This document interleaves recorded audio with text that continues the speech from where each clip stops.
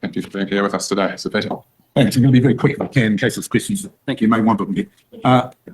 I think the choice you have ahead of you is whether New Zealand remains an advanced economy with a strong biological basis. And really, that's what this bill is about, a licence to develop an advanced biological economy. It's an important step forward, in my view, overdue. We're still dependent heavily on agricultural science for our primary economic survival, and we have major challenges to our environment where this set of technologies could help.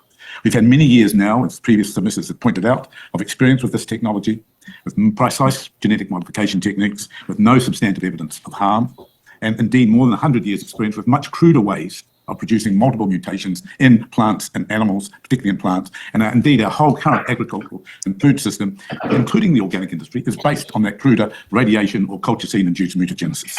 I'm now engaged internationally with experts, literally on developing a methane-free cow, and eliminating nematode parasites from sheep. Imagine both of those things in terms of our economy and in terms of environmental consciousness. The potential of these techniques is obvious, and we have enough evidence to understand that the processes themselves do not need regulation, but the uses of the technology may need application. And that's the point. All technologies, the history of mankind is about every technology has upsides and downsides, and it's not a matter of the process, it's actually the use that needs to be considered. And so this whole bill's purpose is to manage the risks these technologies might potentially make to human health and safety in the environment. And that's the critical statement. The bill is about managing the risks. And I worry that within this bill, risk is actually not defined. And I suggest that within the definition clause of the bill, risk should be restricted to human health, safety, and the environment as the purpose states out up front. It's for the market to define other considerations. And it would open a Pandora's box if you open up the definition beyond that, which would effectively stifle the bill's application. I'm going to stop there and open it up for discussion. We have several questions. The first one, Deborah Russell. A couple of short questions. Thank you, Sir Peter. Nice to see you. In your bullet points, you talk about separating safety issues from ethical issues and talk through those ethical issues in terms of animal and human applications. This question I still haven't got satisfactory answer I'm satisfied with. What about the ethics of the environment? Well, health is easy to deal with, so we don't need to deal about it. The ethics of the environment is, of course, a philosophical question at one level, not a technical question. The safety to the environment is the technical question, which can be answered through the regulator. Perceptions of the environment vary across our population, and no regulator is going to be solving that except through the social license, which is not going to come until we start using these technologies. As previous submitters have probably said, it's 5-10 years before any of these things are going to hit the real world in New Zealand. That's time in which social license needs to be achieved by the market, whether it's the public market in the case of, say, predator eradication, whether it's the private market in case of, say, we're eliminating nematodes from sheep. The market, either the public is going to have social license to use it. And that is where the ethics comes in my judgment, is achieving the social license, which is case by case. Social license, the second question I was going to ask, it leads on quite nicely to the second. We don't have just a quick question. So we we're lack at trust. time, so I'm going to... What Chief Science Advisor help with building that trust? Yes. Thank you.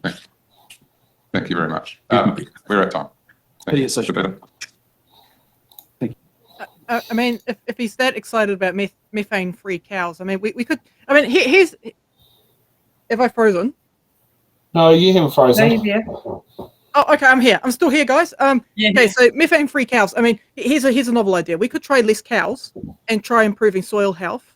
And if he wants to go down the GE route, why not embrace technologies like precision fermentation, where it's done in a controlled environment? Do we need to have GE cows running around in a field? Just one thing about the methane thing, what they don't tell you, and perhaps what they don't even know, a healthy, rich, diverse pasture. Like we've had so many ruminants in the world, and there are millions. We've had huge herds of bison, of buffalo, of deer, of giraffes, you name it. They're all ruminants. They're all exactly the same in their gut. And what he doesn't say is that in a healthy pasture, there are methanotrophic bacteria, and those methanotrophic bacteria love methane, and they feed on it. And if you've got that healthy soil, live soil, you will be mopping all that methane up. This is just more hoo-ha.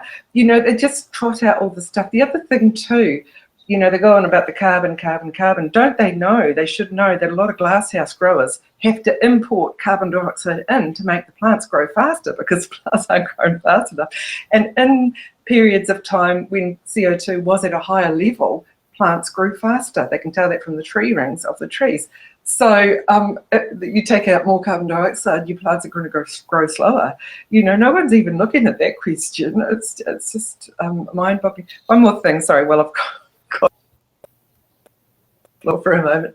He talked important, not important. It's just the end product that matters. Well, hang on. If you walk somewhere, you can walk whatever way you like. You can take whatever route. You can do whatever you like. There's no rules about walking apart from you got to preserve your own life. But if you go somewhere in a car, there are rules, there are regulations. If you go that same distance in a helicopter, there are rules and regulations. And that's because each method of getting there is different and it needs to be differently regulated. So, unbelievable. You've summed it up quite nicely. That's why Nip Electric can walk to the bus stop or walk somewhere, but Nip Electric can't drive a car. Exactly. Yeah. Kara. He also said upsides and downsides to every technology. It's like, what is the downside of staying GE free?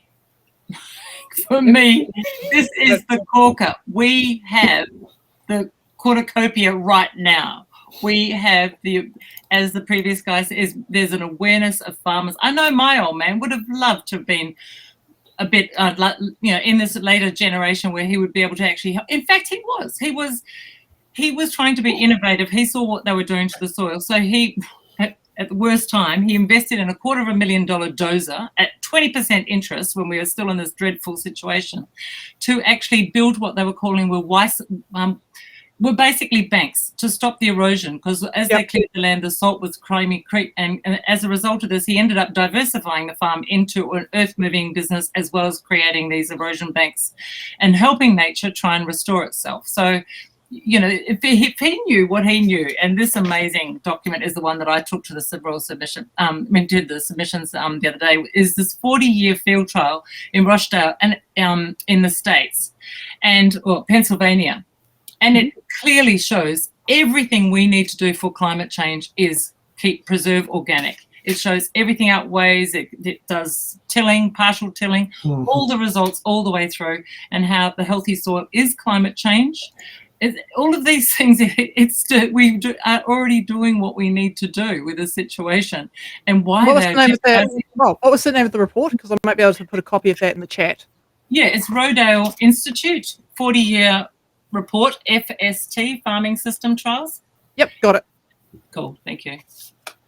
And for me, a lot of this comes down to, and in the end, because I feel too, and Elvira for the same, there's a lot of us that have been involved in trying to keep abreast of what's happening internationally with this technology for years, and seeing where it happens and how the consumers get pushed around, etc. But I feel with the younger generations, all the Gen X's and Y's and things coming along, there's been a big shift away from, this was a science topic that was so minuscule, but people were able to grasp what it was basically. But now it's become so much more complicated. People don't have the time to actually understand all the science behind this, to actually have a proper opinion. So they sort of trust the system. And younger people are being surveyed these days, and the two things they care about is the environment and ethics. They are showing time and time again that they will buy products from people whose values are the same as them. They want to support the people that are doing the right thing. They're seeing corporates just taking advantage of everything. And those two things for me just come right back to, if this is climate change, we have to bring back the bioethics committee so that we can actually work and update what we do have.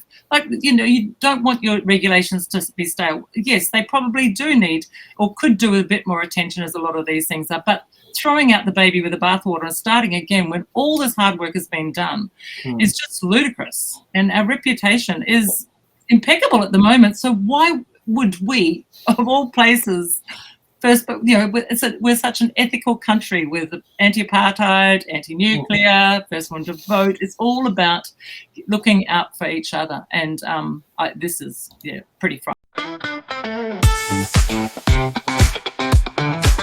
Thanks for watching.